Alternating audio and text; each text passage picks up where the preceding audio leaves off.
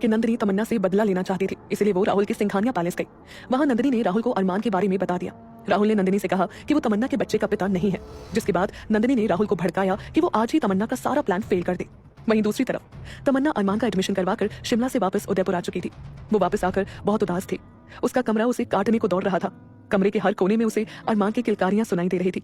वो खिड़की पर बैठकर उन पलों को याद करने लगी जब वो और अरमान वहीं अपना छोटा डाइनिंग टेबल बना लिया करते थे। अरमान की क्यूट हरकतों को याद करते हुए वो हंसकर बोली, जब भी अरमान को दूध नहीं पीना होता था तो इसी खिड़की से फेंक दिया करता था। आई मिस यू अरमान। तमन्ना कमरे में लगे दोनों बिस्तर देखकर बोली, तो बिस्तर लगे रहने देती हूँ। बिस्तर को देखकर मुझे लगेगा जैसे अरमान मेरे पास ही है। तभी तमन्ना को खिड़की से कार रुकने की आवाज सुनाई दी। उसने पलटकर देखा तो हेडलाइट के कारण उसे ये तो समझ आ गया कि विजय आंटी के बंगले के बाहर 2 कार्स रुकी थी, लेकिन अंधेरे के कारण वो कार से उतरने वालों का चेहरा नहीं देख पाई। कुछ ही मिनट्स में उसके कानों में राहुल की आवाज पड़ी। वो बंगले के नीचे खड़े होकर जोर जोर से चिल्ला रहा था, तमन्ना सिंह नीचे आओ, तुम्हारी चालबाजी के दिन अब खत्म हुए, आज तुम्हारा सारा भांडा फूट चुका है। तमन्ना भागती हुई नीचे आई। विजय आंटी और आनंद अंकल भी अपने घर से भागते हुए बाहर आए। तमन्ना को राहुल की इस हरकत से उतनी हैरानी नहीं हो रही थी जितनी उसे नंदिनी को वहां राहुल के साथ देखकर हो रही थी। तमन्ना ने सख्त आवाज में पूछा, तुम दोनों इस वक्त यहाँ क्या कर रहे हो?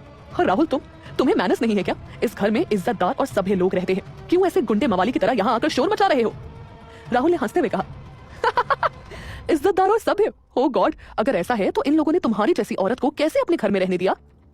विजय आंटी को राहुल की ये बात बर्दाश्त नहीं हुई। उन्होंने राहुल से गुस्से में कहा, तमन्ना के बारे में इस तरह बात करने की तुम्हारी हिम्मत कैसे हुई? आनंद अंकल भी तमन्ना के समर्थन में खड़े हो गए और कहा, जुबान संभाल कर बात करो, पहेलियां ही बुझाते रहोगे या इस तमाशे की वजह भी बताओगे? राहुल ने तमन्ना की तरफ देखकर कहा, तुम्हारा बच्चा कहाँ है और तुमने किस बिना पर कहा कि वो मेरा बेटा है? राहुल की बातें सुनकर तमन्ना के चेहरे की हवाइयां उड़ गई। उसे अब समझ आ रहा था कि क्यों नंदिनी राहुल के साथ आई थी। शिवांशु से अपनी वायरल हुई अश्लील फोटोज का सच जानकर तमन्ना पहले ही नंदिनी से बहुत खफा थी, लेकिन अरमान पर मुसीबत लाकर नंदिनी ने तमन्ना के गुस्से को फूंक दे दी थी। इस मुश्किल पल में भी तमन्ना ने अपने होश नहीं खोए। उसने पूरे कॉन्फिडेंस के साथ राहुल के सामने अपना झूठ पेश किया। मिस्टर राहुल सिंघानिया, मेरा तो कोई बच्चा ही नहीं है, तो मैं कैसे कहूंगी कि तुम उसके बाप हो? वैसे भी तुम्हारे जैसे जंगली बाप के होने से तो अच्छा है कि बच्चा बिना बाप का ही हो। तमन्ना की बात सुनते ही राहुल गुस्से में नंदिनी की तरफ मुड़ा। नंदिनी घबरा कर बोली, ये झूठ बोल रही है, इसका 7 साल का बेटा है, मैं उससे खुद मिली हूँ। अंकल आंटी, आप लोग बताइए ना कि तमन्ना झूठ बोल रही है। नंदिनी की बात पर विजय आंटी और आनंद अंकल ऐसे बुत बने खड़े थे जैसे उन्हें नंदिनी की बात समझ ही नहीं आ रही हो। तभी नंदिनी ने कहा, राहुल, अगर तुम्हें लग रहा है कि मैं झूठ बोल रही हूँ तो इस घर की तलाशी लेकर देख लो, अभी दूध का दूध और पानी का पानी हो जाएगा।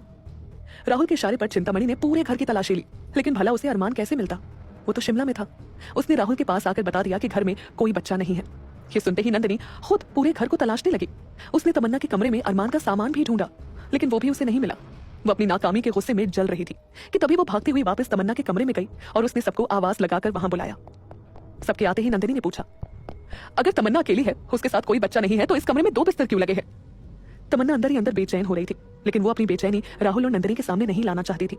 उसने नंदिनी से कहा, ये क्या बात हुई?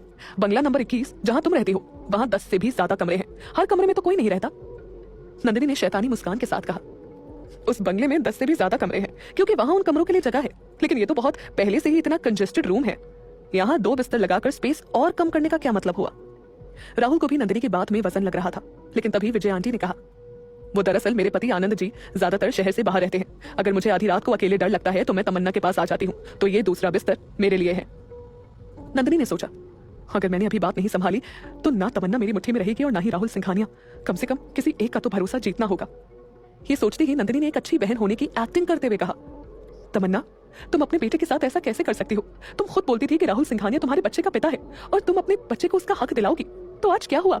आज राहुल तुम्हारे ज्यादातर शहर से बाहर रहते हैं। अगर मुझे आधी रात को अकेले डर लगता है तो मैं तमन्ना के पास आ जाती हूँ, तो ये दूसरा बिस्तर मेरे लिए है। नंदिनी ने सोचा, अगर मैंने अभी बात नहीं संभाली तो ना तमन्ना मेरी मुट्ठी में रहेगी और ना ही राहुल सिंघानिया। कम से कम किसी एक का तो भरोसा जीतना होगा। ये सोचती ही नंदिनी ने एक अच्छी बहन होने की एक्टिंग करते हुए कहा, तमन्ना, तुम अपने बेटे के साथ ऐसा कैसे कर सकती हो? तुम खुद बोलती थी कि राहुल सिंघानिया तुम्हारे बच्चे का पिता है और तुम अपने बच्चे को उसका हक दिलाओगी, तो आज क्या हुआ? आज राहुल तुम्हारे सामने खड़ा है तो तुम अपने बच्चे के अस्तित्व से ही मुकर रही हो। नंदिनी की इन बातों को तमन्ना ने पूरी तरह से इग्नोर कर दिया। उसने अपनी नजरें कमरे के दरवाजे की तरफ घुमा कर कहा, प्लीज अब आप दोनों यहां से जाइए, मुझे नींद आ रही है। राहुल सिंघानिया ने नंदिनी को इतने गुस्से से घूरा जैसे उसे कच्चा चबा जाना चाहता हो। आज नंदिनी के कारण उसे शिकस्त झेलनी पड़ी। वहीं नंदिनी मन महसूस कर रह गई कि आज भी तमन्ना बच गई। वो दोनों वहां से चले गए। उनके जाने के बाद तमन्ना को याद आया कि उसने शिवांशु को अभी तक आकाशदीप की फोटो और डिटेल्स नहीं भेजी थी। वहीं शिमला में शिवांशु काफी देर से एक वेबसाइट को हैक करने की कोशिश कर रहा था। तभी उसके साथ इस काम में लगे उसके पार्टनर ने कहा, क्या लगता है काम हो पाएगा? अगर आज ये वेबसाइट हैक नहीं की तो बहुत बड़ा नुकसान हो जाएगा। इससे पहले कि शिवांशु कुछ कहता, पीछे से उसके दूसरे पार्टनर की आवाज आई, शिवांशु, ये दोनों लैपटॉप्स जो तुम चुरा कर लाए हो इसमें तो कुछ भी काम का नहीं मिल रहा है। मुझे तो लग रहा है कि हमारा प्लान फेल हो जाएगा। शिवांशु ने उन दोनों से कहा, ना हमारा नुकसान होगा और ना ही हमारा प्लान फेल होगा। मैं कुछ सोचता हूँ, जिस आदमी को हम पकड़ कर लाए थे उसने मुंह खोला।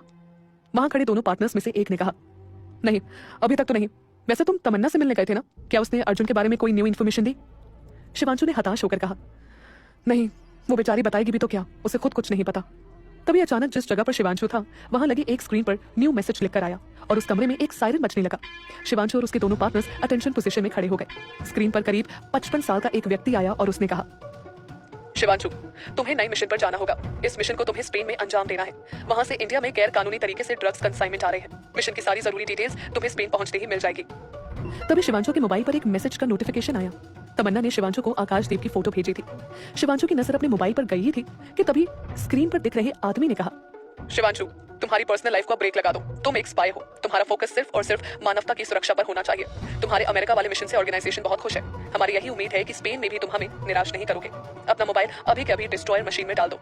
जय हिंद। इंस्ट्रक्शंस मिलते ही शिवांशु ने अपना मोबाइल एक मिनी वॉशिंग मशीन जैसे दिखने वाली मशीन में डाला और फिर मशीन शुरू होते ही उस मोबाइल के अनगिनत टुकड़े हो गए।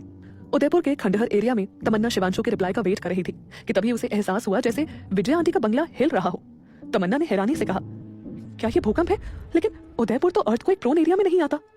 अचानक लाइट भी चली गई। बंगला अभी भी हिल रहा था। तभी विजय आंटी और आनंद अंकल भी भागते हुए तमन्ना के कमरे में आए। उनके चेहरे पर डर साफ दिख रहा था। तमन्ना ने उन्हें देखकर कहा, आंटी क्या हो रहा है? आप लोग ऊपर क्यों आ गए? हमें बाहर निकलना चाहिए। लेकिन तभी आंटी तमन्ना का हाथ पकड़कर उसे खिड़की के पास लेकर आई। तमन्ना ने देखा कि ऐश्वर्या की आत्मा बहुत ही गुस्से में आंगन में खड़ी थी। उसने अपने हाथ इस तरह हवा में उठाए हुए थे जैसे वो घर को पकड़कर अपनी ताकत से हिला रही हो।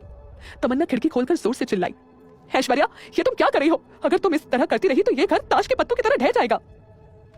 तमन्ना की आवाज सुनते ही ऐश्वर्या की आत्मा अचानक एक बड़ी छलांग लगाकर उसकी खिड़की पर आ गई और गुस्से से चीखते हुए बोली, यही तो मैं चाहती हूँ कि ये घर बिखर जाए। आखिर इस घर ने मुझे दिया ही क्या है? इतना कहते ही ऐश्वर्या की आत्मा ने कमरे में रखी चेयर अपनी शक्ति से तमन्ना के सिर पर दे मारी। ये देखकर विजय आंटी चीखी, ऐश्वर्या रुक जाओ, तमन्ना के साथ ऐसा क्यों कर रही हो? उसका क्या दोष है? ऐश्वर्या ने विजय आंटी की तरफ देखकर कहा, भाभी, इस औरत ने मेरे दोस्त अरमान को मुझसे दूर कर दिया। मैंने इससे कहा था कि अरमान को मुझसे दूर ना ले जाए, लेकिन कोई मुझसे प्यार करे ये किसी से बर्दाश्त कहाँ होता है। तमन्ना ऐश्वर्या को समझाने की कोशिश करने लगी, देखो ऐश्वर्या, अरमान एक इंसान है और तुम एक आत्मा। अरमान एक 7 साल का छोटा सा बच्चा है। तुम नहीं जानती तुमने जिस तरह उन गुंडों को मारा था उससे अरमान कितना डर गया था। एक दिन तो वो नींद में ही उस रात को याद करके रोने लगा। ऐश्वर्या अरमान का दर्द सुनकर शांत हो गई। वो अरमान के बिस्तर पर जाकर बैठ गई और उस बिस्तर को देखते हुए अरमान का खिलखिलाता चेहरा याद करने लगी।